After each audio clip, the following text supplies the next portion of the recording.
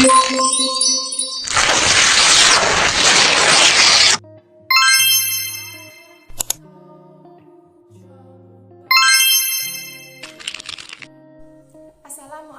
warahmatullahi wabarakatuh. Halo semuanya, perkenalkan nama saya Nur Afni Agustina dari kelas 12 MIPA 3. Melalui video ini, saya akan memberikan tanggapan terhadap novel yang sudah saya baca yang berjudul Ayat-Ayat Cinta. Novel Ayat-Ayat Cinta karya Habibur Rahman El-Shirazi ini menceritakan tentang genre romansa yang di dalamnya dibaluri dengan ajaran-ajaran Islami. Berawal dari seorang mahasiswa asal Indonesia yang sedang berkuliah di Universitas Al-Azhar Mesir bernama Fahri bin Abdullah Shiddiq.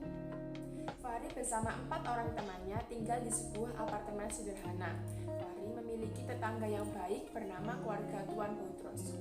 Tuan Boutros memiliki 2 orang anak bernama Maria dan Yusuf. Meskipun dari antara Fahri dan keluarga Boutros berbeda keyakinan, tapi anak sulung keluarga Boutros, Maria, sangat menyukai Al-Quran dan bahkan menghafal salah satu surat yang berada di Al-Quran, yaitu surat Maryam.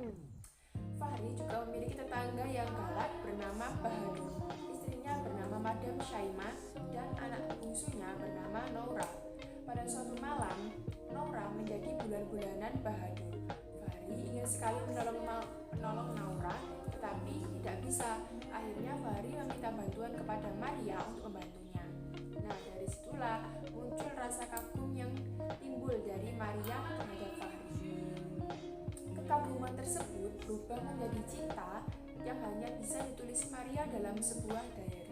Tapi di Universitas Al-Azhar ini juga ada seorang anak yang bernama Nurul. Dia adalah anak dari seorang kiai terkenal di Jawa Timur. Namun Fahri yang dari keturunan petani miskin saja tidak bisa mengungkapkan perasaan terhadap Nurul karena minder. Padahal keduanya saling menaruh perasaan, tetapi kalah gengsi saja. Tidak hanya itu, ada suatu kejadian di metro yang mengharuskan Fahri untuk bertemu dengan gadis Turki bernama Aisyah. Kejadian itu berawal di sebuah metro karena di mana Fahri pada saat itu membela Islam dari tuduhan kolot dan hukam. Akhirnya pandangan pertama mereka terjadi pada saat itu.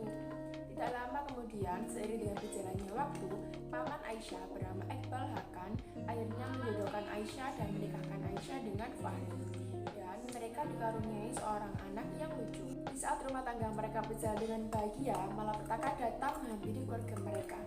Noura, anak dari Bahadur, tiba-tiba menuduh Fahri yang telah melecehkan dirinya pada malam itu. Padahal semua orang juga tahu kalau itu tidak benar. Fahri tetap saja dijebloskan ke penjara. Nah, pada saat kejadian itu, hanya Maria lah yang tahu kejadian sebenarnya. Tetapi pada saat itu kondisi Maria sedang koma dan Fahri belum sempat menjenguk Maria. Lalu datanglah keluarga Bahadur dan keluarga Boutros yang mengunjungi sel Fahri. Mereka meminta bantuan Fahri untuk menyadarkan Maria dari komanya. Usaha telah dilakukan Fahri, tapi Maria tidak kunjung sadar. Akhirnya, ibunda Maria yaitu Madam Nahid dan dokter menyarankan bahwa Fahri mengungkapkan cintanya pada Maria dan menikahi Maria. Dengan berat hati, Fahri sebenarnya tidak mau hal itu terjadi. Fahri akhirnya meminta izin kepada Aisyah, dan Aisyah sangat rendah hati. Dia mengizinkan Fahri untuk menikahi Maria. Nah, setelah menikahi Maria, akhirnya Maria sadar. Keesokan harinya, yaitu sidang antara Fahri dan Bahadur. Maria menjelaskan semuanya yang terjadi pada saat malam itu. Nah, pada saat sudah selesai menjelaskan apa yang terjadi pada malam itu, Maria langsung jatuh pingsan dan dilarikan ke rumah sakit. Sidang tersebut dimenangkan oleh Fahri dan Bahadur dimasukkan ke dalam penjara. Saat di rumah sakit, Maria belum sadar. Tetapi pada suatu kemudian, Aisyah, istri Fahri, mendengar Maria mengigau bahwa dia ingin masuk surga, tetapi tidak bisa. Nah, Fahri kan tahu apa maksudnya. Akhirnya, Fahri membopong Maria untuk berwudu ke kamar mandi dengan dibantu Aisyah. Kemudian, Maria digendong kembali dan dikembalikan ke dalam ranjang tempat ia tidur tadi. Pelan-pelan, Maria dituntut mengucapkan syahadat. Selepas itu, tiba-tiba mata Maria terpejam rapat dan Maria dinyatakan meninggal dunia. Setelah membaca dan mengevaluasi apa yang ada di dalam novel tersebut, saya menemukan unsur pendekatan saat membacanya, di mana saya merasa bahwa banyak pelajaran tentang kisah perjalanan hidup yang bisa diterapkan dalam kehidupan sehari-hari. Saya juga memetik amanat di dalam novel tersebut. Berapapun banyak orang yang jahat dan baik terhadap kita, maka itu adalah suatu perwujudan bahwa Allah SWT itu adil terhadap hambanya. Soal kita dan takdir dan jodoh, kita hanya bisa berikhtiar dan menyerahkan semua pada Allah. Kalaupun memang takdir kita ditakdirkan seperti itu jalannya, maka itulah yang terbaik. Adapun nilai-nilai yang terkandung dalam novel tersebut adalah yang pertama, nilai ekonomi. Dijabarkan bahwa adanya perbedaan antara asal-usul keluarga Fahri yang berasal dari seorang petani miskin yang jatuh hati kepada Nurul, anak seorang kiai terkenal di Jawa Timur. Yang kedua yaitu nilai sosial. Dijabarkan dari kehidupan Fahri di Mesir yang memiliki tetangga yang baik dan galak, tetapi mereka masih memiliki jiwa kemanusiaan yang tinggi karena mereka pada dasarnya saling membutuhkan satu sama lain. Nilai yang ketiga yaitu nilai moral, menunjukkan adanya dimensi manusia dengan Tuhan mencakup iman, takwa, dan tawaduk. Dimensi manusia dengan dirinya sendiri meliputi percaya diri, berpikir logis, kritis, dan sabar. Kelebihan yang ada pada novel Ayat-Ayat Cinta karya Habibur Rahman El-Shirazi ini yang pertama, dilihat dari segi penggunaan bahasa, novel ini menggunakan kebahasaan yang bagus dan komunikatif. Seolah-olah cerita yang ada di dalamnya ini benar-benar terjadi dan mudah dipahami oleh pembaca.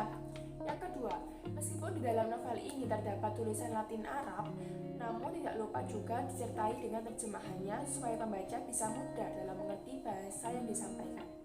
Yang ketiga, ceritanya bersifat mengajak dan memotivasi orang-orang terhadap urusan kehidupan Islami. Dan yang terakhir, novel ini membuat kita, para pembaca, bisa berpikir lebih jernih sebelum menuju dalam memahami dunia cakrawala keislaman, kehidupan, dan cinta. Tetapi di novel ini juga ada kelemahannya. Kelemahan yang terdapat di novel ini yang pertama, dari novel ini terdapat banyaknya pemeran yang dapat membingungkan pembaca untuk membedakan di mana pemeran utama dan yang berkurang. Yang kedua, peran Fahri yang dicintai dari 4 wanita itu sangat mustahil di dunia nyata. Seolah-olah Fahri adalah manusia paling sempurna, sedangkan sempurna itu hanya milik Allah SWT. Yang ketiga, bab terakhir di sini menyambung dan terkesan lebih menceritakan bahwa Maria ini tiba-tiba koma setelah cintanya tak terbalaskan oleh Fahri, dan itu sangat tidak mungkin. Sekian yang bisa saya sampaikan saat menanggapi novel Ayat-Ayat Cinta karya Habibur Rahman El-Shirazi ini. Semoga apa yang dibaca dan apa yang didengar dari video ini bisa memberikan manfaat bagi kita semua. Saya Nur Afni Agustina memohon maaf bila ada salah kata saat berucap dan berkata. Wabillahi taufiq wal hidayah. Wassalamualaikum warahmatullahi wabarakatuh.